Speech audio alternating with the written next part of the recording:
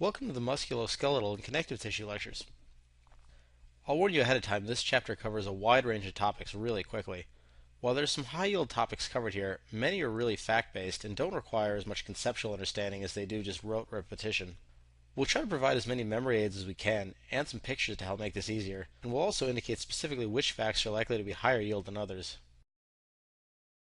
To begin, we have the skin, the largest organ in the human body. It's made up of 5 layers as pictured: the stratum corneum, the stratum lucidum, the stratum granulosum, the stratum spinosum, and the stratum basalis. You can remember this fact with the mnemonic "Californians like girls in string bikinis." Also note that the stratum lucidum is only present in the thick skin of the palms and the soles. I like to remember this by remembering that the letter L for lucidum is the only letter in the acronym that's in both the words palm and sole. It's worth really briefly going over the different epidermal glands. The first type we'll talk about is the sebaceous glands, which produce the oil that keeps the skin soft and protected. Their activity increases dramatically at puberty, which is a major factor in the high rates of acne in that age group. They're often used as an example of a gland that works by holocrine secretion, or secretion via breakup of an entire cell, rather than exocytosis, so you might want to keep that in mind. Acrid glands are your basic sweat glands that are found all over the body. They keep you cool in the heat. Remember that eccrine glands are found everywhere. Apocrine sweat glands are found in high concentrations at the axillae and around the genitalia. Their secretions become more pungently odorous due to the breakdown products found in the sweat by bacteria on the skin. This picture covers a fairly important set of topics. The structures we're about to discuss provide the integrity of epithelium and allow cells to have specific functions. The first structures we're going to discuss are the tight junctions. Tight junctions, or zona occludens, are found apically along rows of epithelial cells. They prevent diffusion across the paracellular space from large molecules to even individual ions. They're made up of 2 special molecules, claudins and occludens, and ultimately form a zipper around cells. Just remember that the tight junctions bind so tightly that they don't allow most substances to pass. Tight junctions, or zona occludens, are found apically along rows of epithelial cells.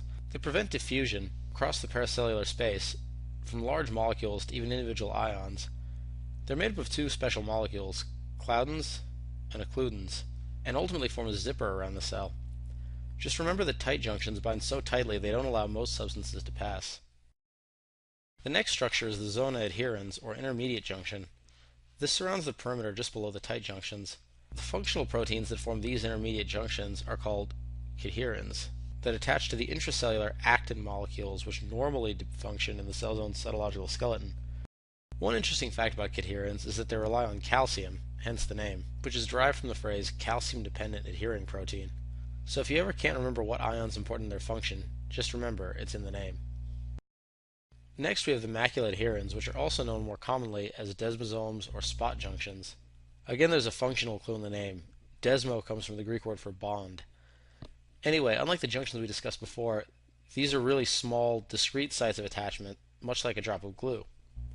They also utilize cadherins, but rather than attaching to intracellular actin like intermediate junctions, they attach to intracellular intermediate filaments. And yes, we recognize that this is really confusing and maybe even a little backwards. An interesting clinical correlation for macula adherens is that a disease entity exists wherein patients will have autoantibodies to these spot junctions, often most visible at the level of the skin. If you think about it, if all the epithelial cells lose their spot junctions, they'd lose their ability to hold on to each other and therefore start to separate. If that happened in enough areas of your body, it would form large blisters. This is exactly what happens, and the name of that disease is pemphigus vulgaris, which is the setting in which you would most likely see the macula adherens brought up on a test. But we'll talk more about that disease a little later. A similar structure to the desmosome is the hemidesmosome, which you'll see here. It's called a hemidesmosome because it literally functions like half a desmosome. It doesn't connect 2 cells to each other, but rather one cell to the underlying basement membrane. Similar to pemphigus vulgaris, patients that develop autoantibodies to these hemidesmosomes will develop a different blistering disease called bullous pemphigoid, which again is probably the only way you'd see this pop up on a test. So, additional structures are also used to maintain the integrity of the basement membrane. These are called integrins. They function by binding to the laminin in the basement membrane. A final structure found on epithelial cells is the gap junction. These junctions allow adjacent cells to communicate for electric and metabolic functions. This provides an efficient and effective way for one cell to communicate to another cell. For example, some muscle cells, specifically cardiac muscle cells, We'll spread electrical signals using gap junctions, so some neurons can synapse at a single site and still have that message passed down to many cells beyond it. It saves the neuron from having to pass the message individually to every cell itself. This also enables coordinated contraction of the heart from bottom to top, so that blood's pumped out of the heart, with the signal originating in the SA node, as outlined in the cardiovascular chapter. Pretty efficient, right? Next, we'll make a foray into the world of orthopedics. While you might not see a lot of questions about this topic, there are a small spectrum of bone diseases, mostly traumatic and metabolic, that you do need to be aware of. I think this section frustrates a lot of people at first because human anatomy in its totality is really, really detailed, and there are, in theory, an almost infinite number of ways a person can sustain injuries. That being said, however, the way this subject is tested on step 1, there are really only a handful of really common archetypal injuries you really need to understand, meaning that this is a subject that can be memorized just like any other. Just try to keep that in mind, and I think you'll make it through this section just fine. First, let's review some basic anatomy. In the knee we have 4 ligaments: the LCL, the MCL, the PCL, and the ACL. The LCL and the MCL are at the periphery of the joint, and the ACL and PCL are in the center of the joint. The letters A, M, P, and L all refer to the sites of tibial attachment. The letters A, P, L, and M all refer to the sites of tibial attachment, not femoral attachment. The first injury is referred to as the unhappy triad. Imagine a football player that's running for the end zone. To stop him, a defending player might dive through his legs, often from the side instead of hitting him from behind, depending on his position on the field. The resulting hit to the lateral portion of the knee would cause 3 injuries. The first 2 are ligamentous, to the ACL and to the MCL. The third is meniscal, to the lateral meniscus. I keep this all straight by remembering that an unhappy triad injury makes you LAME.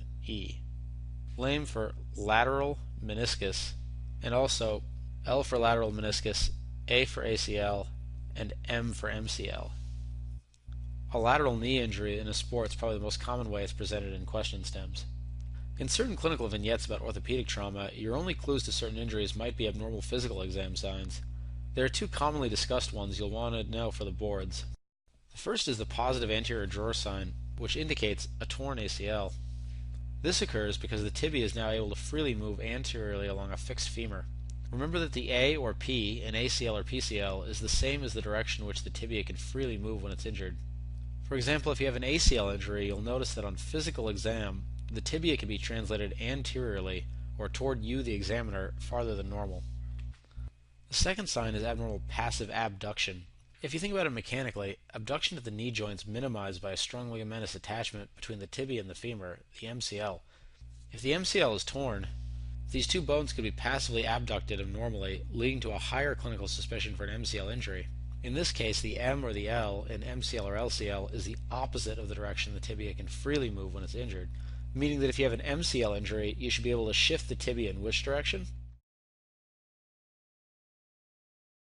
You'd be able to move it laterally, away from the body, more than usual. This section highlights certain facts that are important for your wards experience. As you become experienced clinicians, you'll learn that much of the art of medicine is being able to access human anatomy using certain landmarks. For example, a patient who's in labor might require a pudendal nerve block to decrease pain. This is done by inserting a needle transvaginally and pointing it directly toward the ischial spine, which can be palpated, and injecting it presumptively at the pudendal nerve, which cannot be palpated. Remember, the ischial spine is a landmark for a pudendal nerve block. It's really important, comes up a lot on tests. Accordingly, when a patient complains of right lower quadrant pain, it's often prudent to see if it occurs in the region of McBurney's point. This location, 2/3 of the way from the umbilicus to the anterior superior iliac spine, is the site of the appendix, as you'll recall from the GI chapter. A final landmark to be aware of is where to do a lumbar puncture. Most students know that the needle should be below the conus medullaris, around the cauda equina, but that information doesn't help you if you're looking at a patient's back. To perform an LP, you'll find a place midway between the iliac crests, as this often corresponds to the L4-L5 space, which is another fact that often appears on tests due to clinical utility. So, the rotator cuff muscles are an exceptionally well-known group of muscles to orthopedists, as they account for a large share of office visits. They make up some of the major muscles in the shoulder responsible for moving your arm. There are 4 of them: supraspinatus, infraspinatus, teres minor, and subscapularis, which can be remembered with a memory aid, SITS. To learn these muscles, I suggest you actually try to act out these motions yourself and remember them accordingly. Nothing like a little muscle memory to help you remember some muscles. Ba-dum-tsh. The supraspinatus is mostly important for abducting the arm about 15 degrees. After that, the majority of the abduction is taken over by the deltoid. People complain they can't lift their arm, but if they can get their arm up on a chair, they can often continue to lift without difficulty. The next muscle is the infraspinatus. It's responsible for laterally rotating the arm. This is often injured by pitchers. Again, act out the motion for yourself. It'll help you remember. Next is the teres minor, which adducts and laterally rotates the arm. Finally, we have the subscapularis, which medially rotates and adducts the arm. Let's try applying this information to a question. Let's say a 50-year-old man presents to the ED because of severe pain with even slight abduction of his arm following a skiing accident. He's diagnosed with a rotator cuff tear. Based on the movement deficit, which tendon do you think was injured? If you guess supraspinatus, you're correct. You could also just play the percentages and guess supraspinatus, because it's the muscle most commonly injured in a rotator cuff tear. We're not going to spend a ton of time on the bones of the hand and wrist since it's pretty complicated and not that high yield, but it's worth at least looking at so you have some frame of reference for certain upper extremity injuries that we'll talk about a little later. Specifically, you might want to memorize a mnemonic for the different wrist bones that we have here. Some lovers try positions that they can't handle. For the different bones in order counterclockwise starting from the 8 o'clock position. If you commit any of them to memory, memorize the scaphoid, the hamate, and the lunate, as they're involved in some of the most significant common injuries.